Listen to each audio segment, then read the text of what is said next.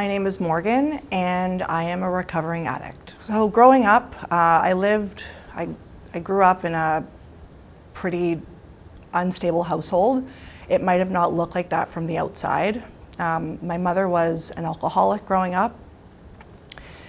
I'm an only child. My parents were arguing all the time. I didn't really have a safe place to go. It was very toxic and turbulent at home all the time. And I learned at a very young age how to deal with problems in life, and that was through substances. And as much as I didn't want to, because I hated my mom for her addiction and for her substance abuse, it was the only tool that I knew. So like everybody, when they're young, I was 14 and started to drink and smoke weed with my friends. And it became an outlet for me. So it was more than just a weekend with my friends or a night with my friends having some drinks and smoking up. I got a feeling for the first time of release of my pain that I had at home, which was constantly being my mother's keeper, having to deal with her falling down, not being around, basically being a mother to my mother at a very young age and not having anybody to fall back on at home. At around 14, my parents also split up, so I was alone with my mother at the house, and even though she was my person, after 4 o'clock in the afternoon, she was my enemy, and I had to take responsibility on at a very young age. And so when I would go out partying with my friends, that became my thing. What was your understanding of what was going on, like what you were observing within the addiction that you were watching unfold? I think my understanding of it was, I looked at my mom as a coward, to be honest, and I hated her for it. And I don't think I had a deep understanding for it at all. I hated her for it. I remember always just being like, get it together. Like, why do you have to drink at 4 o'clock? And I couldn't understand the relationship that one builds in an addiction relationship that you have with yourself. I didn't have any concept of that. So I hated her for it, and I swore that I would never be like her. Okay, so after the span of 14 when I was in high school, it was 14 probably to maybe 17. In there I started to take ecstasy, and I was going to raves with my friends, and that was all fun. And I would say probably around 19 I started to do cocaine, and that spiraled into doing Percocets. And I would say when I wanted to go on a trip with my friends to Mexico, and I realized I couldn't take the Percocets with me, and I went through a withdrawal, it was a real smack in the face to understand that I've got a huge problem. To be honest, it was my solution to my trauma. So I had so much trauma built up from growing up in a chaotic household that the weed, the alcohol, the cocaine, the Percocets, and then later meth were all solutions to my problems. So I don't think I even understood at 22 years old the kind of trouble I was in. I mean, I realized because I had gone through withdrawal, and that was like a physical symptom, like an experience that I had gone through. But it was, I think the mental health side is I couldn't live without this drug, and it was my solution to every problem. It was my solution to feeling like shit. It was my solution to being depressed. It was my solution to being sad. It was my solution to being tired. And yeah, I mean, I can see now in hindsight that it was what it was doing to me, but I was so engulfed in thinking that these Percocets were God, and I believed that really for a long time. Were there any particular low points for you? And sorry, I should preface this by saying, if you don't go anywhere you're uncomfortable with, I don't want you to be, I don't want you walking away traumatized and if you do need a minute or anything like that, after. Okay. Oh, so I would say my lowest point was I was on Percocets and cocaine. It was just part of life. At this point, I was probably taking 160 milligrams of oxy a day. Like, it was just my life force. And I was on cocaine. I was doing coke all the time. It was just like, it was my downer, it was my upper, it was my downer and upper. And I then thought it would be a good idea. At this point, coke was boring. And I then thought it would be, and I started to gain a little bit of weight. And I thought it would be a good idea to start taking meth, because I was like, oh, well, somebody told me if you swallow it, it's like a really good high. It's like MDMA. It's not going to be that addictive. You won't look like somebody who does meth. Like, it's really fun. It's not even addictive if you do that. And so I started to take meth then. I was probably about 25. And that just spiraled right out of control. My grandmother, I believe my grandmother had passed around this time, and I was just living in hotels. I was partying all the time. I thought it was so much fun. I was having the best time of my life, and that spiraled out of control really quickly. I then remember ending up in a really, really shitty motel, and I couldn't find, I didn't have a job. I wasn't employed. I hadn't been employed for a while. I was living off of the government, and I didn't have enough money to eat or to get my next fix. And so this slowly or quickly became my life, and I considered selling my body to be able to start getting my next fix. And I think the people in the environment at the motel, it was like this sounds funny, but it's not, but it's like this whole community of people that lived there and were in this drug abuse lifestyle. They were selling, they were living it, they were partying. The people were selling their bodies for it. It was just this whole lifestyle. And being around this intense scenario, it scared the absolute shit out of me. Like, I was way over my head. I was not cut out to be, roughing it at a motel on all these drugs, trying to get my next fix. Somebody was trying to pimp me out. I didn't know what I got myself into. So that was my turning point. From there, when I got scared, I called my mom, and at this point she was sober. And I called her and I let her know what was going on. I mean, I believe she knew at this point. I was probably 90 pounds soaking wet. And I was like, I have no money. I don't have anything. I'm not okay, but I'm willing to do whatever it takes to get better. And so she took me in, and I think at age 26, I was a very, very, very dependent, little child again on my mother, because I had never been a child before. So I think at 26 years old, I went back home and started my life out again. But as we all know, if you don't do the work and you don't look at, the root of addiction and your trauma underneath, the addiction will just manifest in a different way. And that's what happened. So yes, I was off. At this point, I think I went cold turkey. I'd gone cold turkey probably 5 times.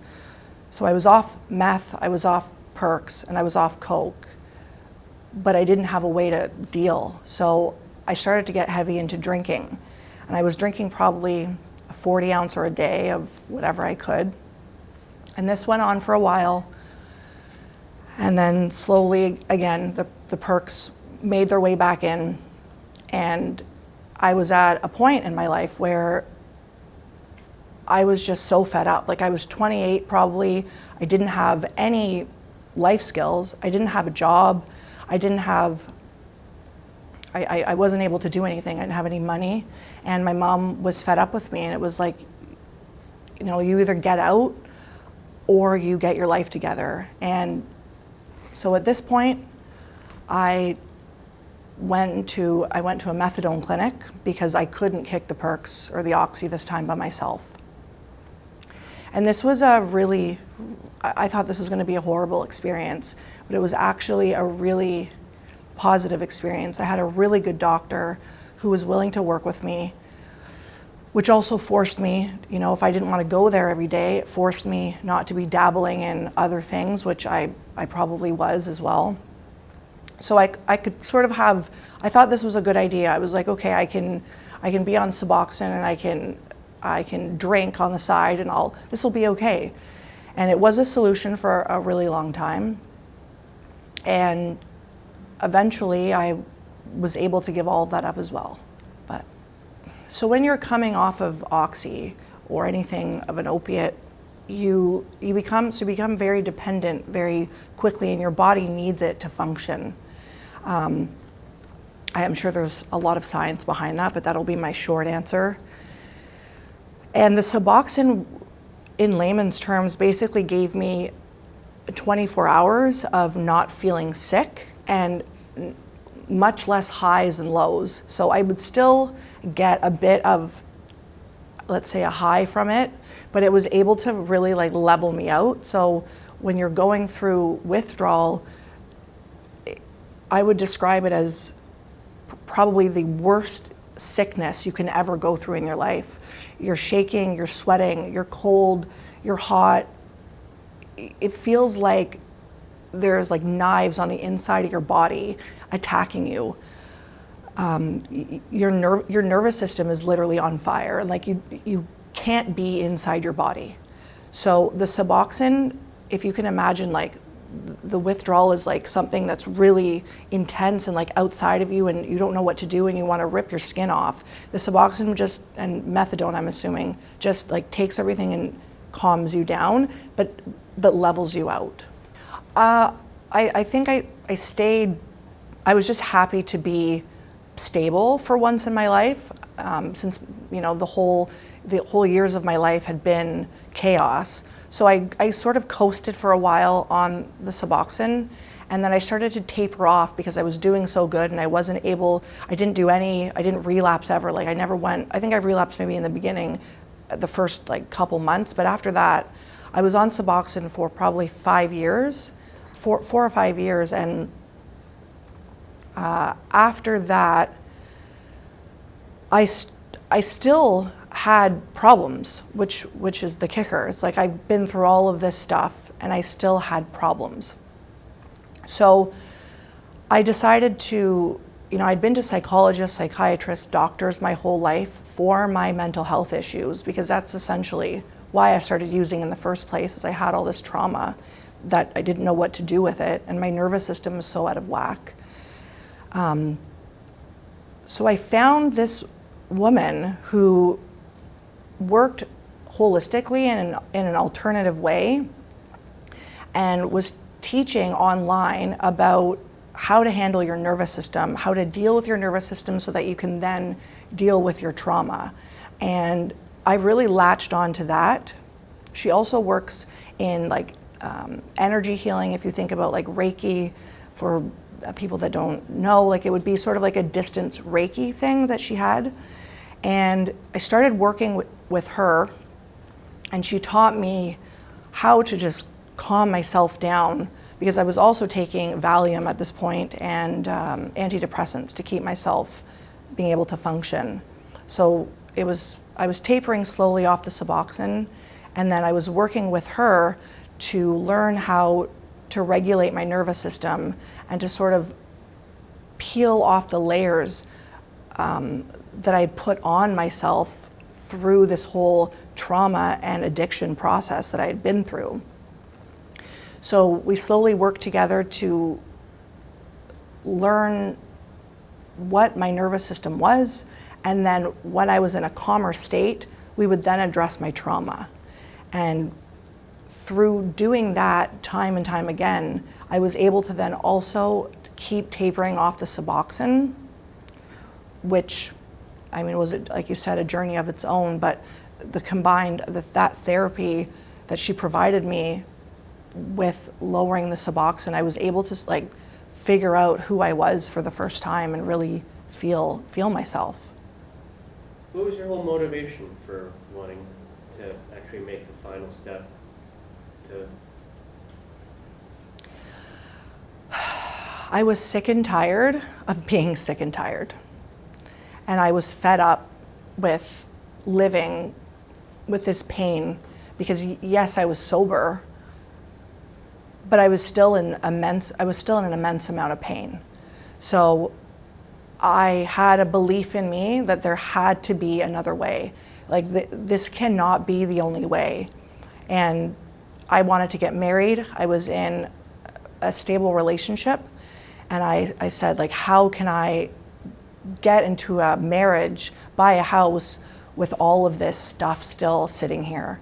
So it was a combination of just being sick and tired of wearing a trauma as my own skin for so long, and addiction, and also wanting to pursue a life that I never had a chance to ever live. And I was wondering, what are some of the tools that you use that you have found to help you through difficult times to make sure you're not going backwards? Yeah, I would say meditation has been a profound tool to help me. It slows me down, and I found a lot of my issues where I would get way too much in my head and I would panic about everything. So meditation was really helpful. I did EFT. I don't know what that stands for, but it's when you tap on your meridian points and you reprogram your subconscious mind by doing that. I also have kept my mentor in my life for these years since I was able to completely kick drinking and all of the drugs and the Suboxone and my antidepressants and the Valium. So she has been revolutionary in my keeping that I'm okay, just having somebody to reflect back to me what's going on in my life without judgment, who can hold space, who can sort of let me know, am I panicking too much? Am I making too big of a deal? Like, am I judging myself too much? Am I bringing shame up? So really just having somebody to be there for you who is in a non-judgmental space. So I would say balancing my nervous system and having a mentor have been by far the two things that have really helped me and still do help me. You mentioned your doctor had a very big impact and a big role in your recovery. And what was it about her and her approach that you found made a difference to you? I feel like she believed in me. So when I said to her, I really want to get better, and that, like when you're battling with addiction, you really do want to get better. It's like we have parts of us as humans, and there's a part of you that is intertwined with this addiction, and that's all that you want to do. But it's not a fully one-track mind.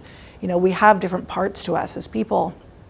So there was this part of me that she believed in and she saw instead of seeing me solely for my addiction.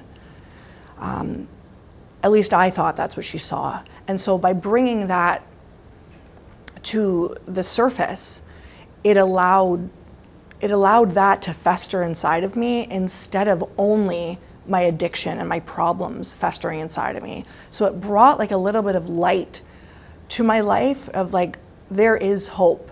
Somebody else believes that there is hope. Yeah, I mean, I had a partner at the time and they were very, very supportive. My dad's also been in my life, and my mom my mom passed last year, but she was very supportive of me in getting better. But like I said earlier, I'm an only child, and it was really just like a small group of people. And I also had my doctor from the Suboxone clinic. She has also been very, very helpful in my healing. I still see her now, even though I'm not on any medication. I go back maybe once every couple months just to check in with her to make sure I'm on the right path, that I haven't had any relapses or wanting to relapse. So yeah, it's been those people. So you and I spoke about it briefly about when you're in it, and you're like, I don't see a day in my life being, I don't think I can get past this. And you have that reality in your head. What would you say to going back and being that person now, having come to the other side? What would you, if you could say any one thing to that person, what would you say to them? I would say, believe it or not, your addiction is not your whole life forever. If you have the desire to get better, that's all you need. And it might feel like an insane idea or an obstacle that there's like no way to get to. But if I can do it, like anybody can. And it's all you need is to have that desire. You know, like you just need, like this doctor being able to look into my soul and be able to see this part of me that wanted to get better. That's all you need inside of yourself. You just have to believe in yourself that there is a way. You will get through it. You know, there are many programs, and there are many people that understand now about this whole process and about how it's a brick wall. Like it is your life. It consumes you. There's no way to get around it. You have to go through it. And I think the idea is to basically just slowly separate from that brick wall of addiction, very slowly. You can't just break it down overnight. You know, that's going to be too overwhelming, which will then cause your addiction to get worse. But to just know that all you need is to believe that your addiction and the situation you're in can get better if you desire to. What's your life like now? What's your life like now? My life now, I feel like I have been given my life back completely. I might be 35 and have had my life back, but I have the same glory and hunger and joy in my eyes and in my soul that I had when I was younger. And it's a feeling that I can connect to from when I was probably like 7 or 10. Like it goes back that young. My soul feels alive. I get to help people now with the same problem of addiction, and I don't know, life is wonderful. I really feel like I've been given a true second chance, and I will absolutely take it at 35.